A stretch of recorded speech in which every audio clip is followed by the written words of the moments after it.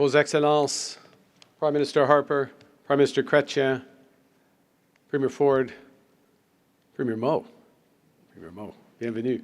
Monsieur Poilievre, chers collègues, ladies and gentlemen. We are taking part in a proud tradition that began in 1890. The official portraits of prime ministers seek to capture their character and the context that define their leadership. And if you just heard, one of Canada's, the world's finest portrait painters has taken up this task, Phil Richards, entrusted by Canada's 22nd Prime Minister to paint the portrait of Her Majesty the Queen on her Diamond Jubilee.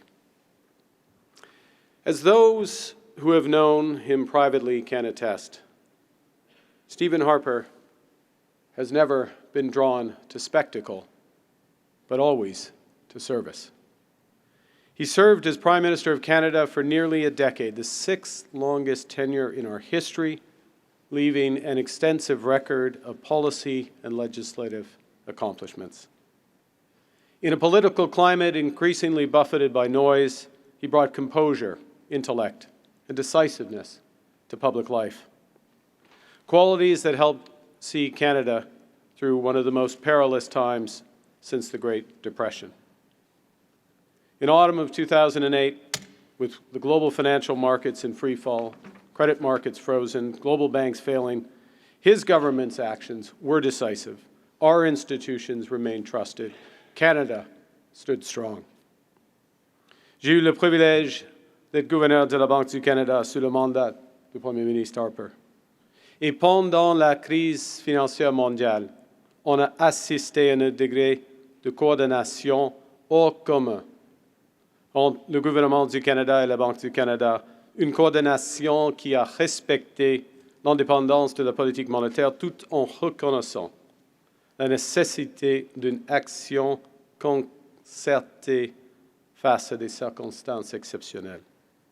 Nos réunions ont toujours été franches, ciblées et axées sur les résultats, qu'il s'agit de gérer la crise des PCA ou de fournir de la liquidité pour que les Canadiens puissent garder leur maison. Stephen Harper was and is a conviction politician, but he was also, when circumstances warranted, a pragmatist. Came to Ottawa as a balanced budget conservative, believing rightly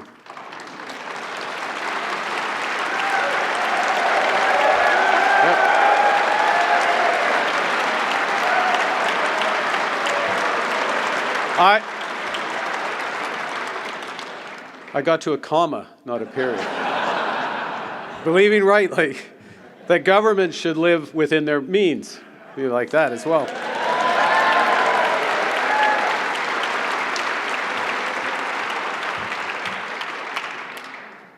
But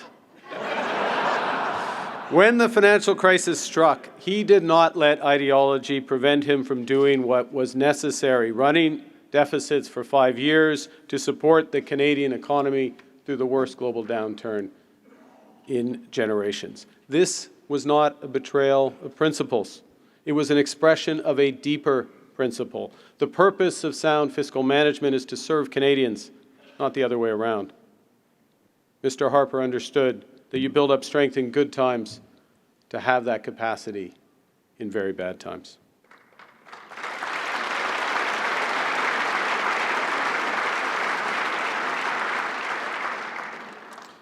While his fiscal policy was temporary, timely, and targeted, Stephen Harper's vision of Canada was expansive.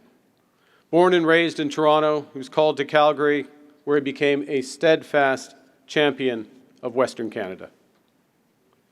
La motion de M. Harper, adoptée par le Parlement reconnaissant le peuple québécois comme une nation au sein d'un Canada uni, reconnaissez le caractère unique de l'histoire, l'identité, de la langue commune et de la culture dynamique des Québécoises et Québécois.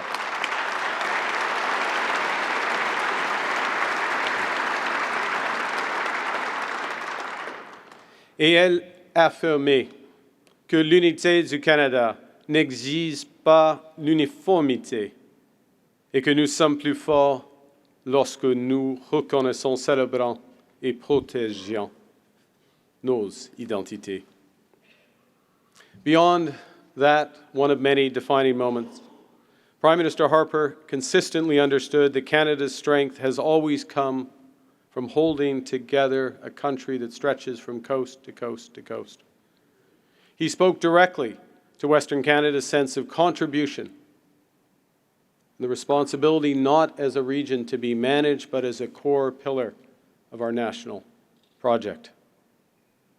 He once said, probably more than once, he once said that in politics you take risks, and that national unity, national reconciliation are more important than any one party or any one individual. This room fully shares that vision.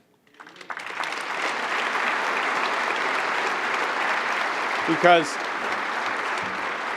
national unity is not an abstract. It's what allows Canada to do big things, to defend our sovereignty, to build our economic strength, to act with confidence in a more uncertain world. Prime Minister Harper was proud, and I quote, "The Canadians of every conceivable ethnic background are building the most civilized society the world has ever known, and that our diversity offers a ray of hope to that world." As Prime Minister, Stephen Harper also emphasized that Canadian citizenship is an immense privilege and recognized the values and responsibilities that come with that privilege. He reminded us that freedom is sustained by the willingness of citizens to contribute, to serve, and sometimes to sacrifice. That the privileges of Canadian citizenship are not merely gifts to be received and enjoyed, but also trusts to be honored and protected. And so, when those values of freedom, democracy, and sovereignty were under threat abroad, he defended them. After Vladimir Putin invaded Crimea, Prime Minister Harper launched Operation Unifier, sending hundreds of Canadian Armed Forces personnel to train Ukrainian soldiers.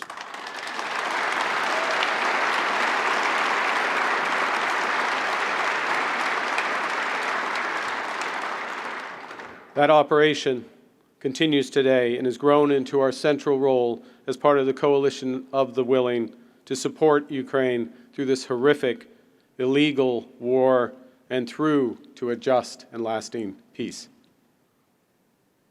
Prime Minister Harper was a prescient champion of Canada's Arctic, investing in Arctic infrastructure, asserting our claims, and reminding the world that the true North is not just a line in our anthem, but our sovereignty that we will always defend.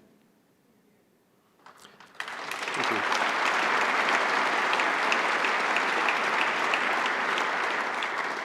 Since leaving office, Stephen Harper has continued to contribute to Canada's future, writing, teaching, strengthening our role as a beacon, an example to a world at sea. Au cours de la dernière année, alors que notre pays était confronté à des attaques et des pressions commerciales sans précédent, il a dénoncé ceux qui menacent notre souveraineté et il a appelé avec détermination à bâtir un Canada moins dépendant des États-Unis et plus résilient qui s'appuie sur ses propres forces. Il a également pris le temps de me conseiller, ce que j'ai grandement apprécié.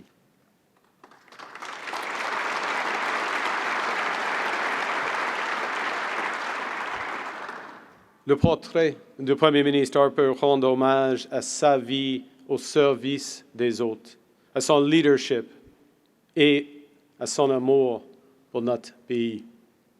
Il honore également sa volonté, comme celle de tous ceux qui l'ont précédé, de rendre notre pays encore plus exceptionnel.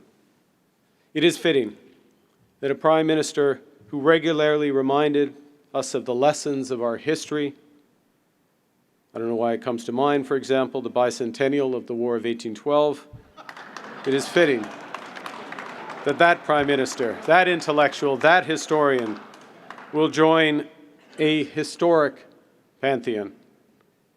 Mr. Harper, Stephen, your portrait will soon take its place alongside those of MacDonald and Laurier, King and Diefenbaker, Trudeau and Mulrooney, builders of our country in the past, examples to our country for our future.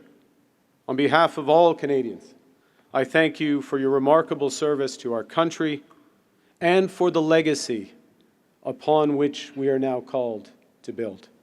Merci beaucoup. Thank you very much.